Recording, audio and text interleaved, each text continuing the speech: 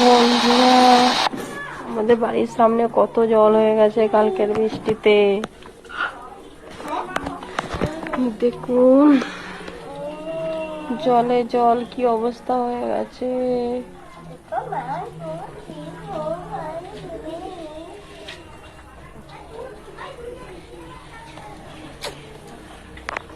চারোদিকে জল, চারোদিকে জল, শুধু জল, কি অবস্থা।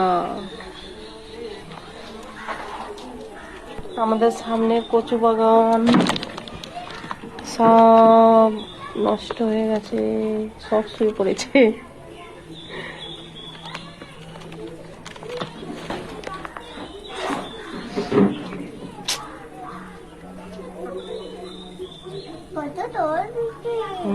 কত জল পড়েছে।